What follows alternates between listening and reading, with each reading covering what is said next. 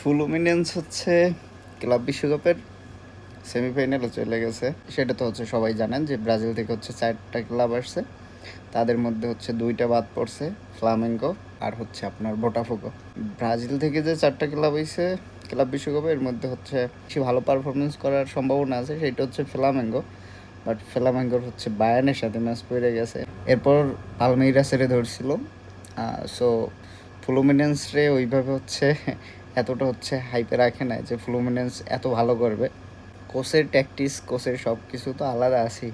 এরপর মাঝখানে যেইটা হচ্ছে বিগ সাপোর্টটা পায় সেইটা হচ্ছে মাঠে থিয়েগো সিলভার নেতৃত্ব, আর পারফরমেন্স তো আছেই।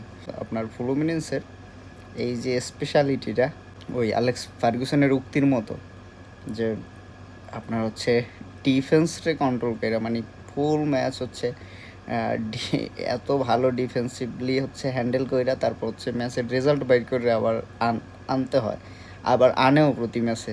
বগিসগি টিমরে হারায় না, ইন্টার মিলানরে হারাইছে, আল হিলালরে হচ্ছে আজকে হারাইছে, আল হিলাল ম্যান সিটিরে হারাই আইছে। সো ওইদিকে ডটমুন্ডের সাথে হচ্ছে প্রথম ম্যাচে ফ্লুমিনেন্স হচ্ছে ওইদিকে ড্র করে আইছিল। সো ফ্লুমিনেন্স ভালো ভালো টিমের সাথে পাঙ্গা নিয়ে আসছে, ডিফেন্সিভ খেলুক আর যেইটা খেলুক। আজকে হচ্ছে চেলসি আর পালমেরাসের ম্যাচ, এখান থেকে একটা বাদ পড়বে, একটা আসবে। সো সেমিফাইনালে চেলসি অথবা হচ্ছে পালমেরাসের সাথে ফ্লুমিনেন্সের ম্যাচ পড়বে। ফ্লুমিনেন্সের সবাইরে সব ক্রেডিট দেওয়ার পরও স্পেশাল যে ক্রেডিটটা দিতে হবে এটা হচ্ছে আপনার Thiago Silva, as a leader, as a ভালো একজন পারফর্মার প্রতি ম্যাচে। সো পরিশেষে হচ্ছে একটা কথাই যে সিলভারে নেক্সট কলাপে ব্রাজিলে 100% হচ্ছে ডাকতে হবে, ডাকবে কার্লো। কার্লো যদি না ডাকে তাইলে ভুল করবে। সিলভা যা পারফরমেন্স করতেছে একদম প্রথম থেকে, মানে ক্লাব বিশ্বকাপের প্রথম থেকে, এতদিন তো হচ্ছে ফ্লুমিনেন্সে যত ম্যাচ ট্যাচ খেলছে ওইগুলো ওইভাবে মানুষের চোখে পড়ে না, কারণ ফ্লুমিনেন্সের ম্যাচ বিশেষ করে আমি ওইভাবে দেখতাম না। বাট ক্লাব বিশ্বকাপে যতগুলো হচ্ছে ম্যাচ, সবাই কম বেশি ক্লাব বিশ্বকাপের খেলা দেখে যারা ফুটবল খেলা দেখে। ফ্লুমিনেন্সের ম্যাচ দেখে হচ্ছে থিয়াগো সিলভার খেলাটা হচ্ছে চোখে পড়ে, যে তার ডিফেন্সিভ, তার হচ্ছে লিডারশিপ, সব কিছুই চোখে পড়ে। অনেকটা 100% সম্ভাবনা হয়ে গেছে যে হচ্ছে কার্লো সিলভারে ডাকবেই।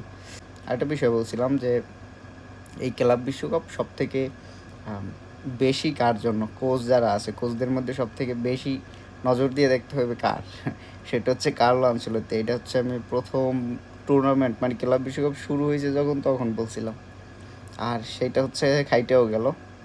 দেখেন ওই যে হারকিউস মেবি একটা প্লেয়ার আছে ফ্লুমিনেন্সের, ও হচ্ছে ইন্টার মিলানের সাথে লাস্টে সাব করাইছে, ওইটা 90 মিনিটের সময় একটা গোল করছে।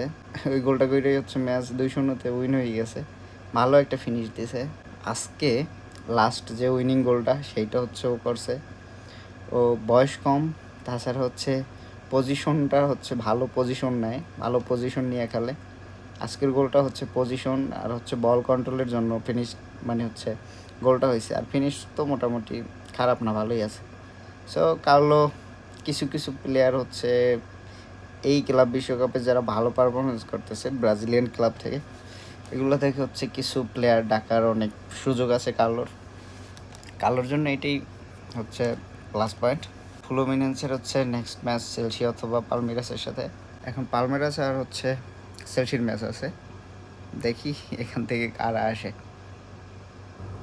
আর ওই পাশে তো গরম টিম, ওই পাশের কথা বললে লাভ নাই, বায়ার্ন প্যারিস, আর আছে আপনার বরুসিয়া ডর্টমুন্ড, রিয়াল মাদ্রিদ। তো ওই পাশের অবস্থা অন্যরকম। যাই হোক, আল্লাহ হাফেজ।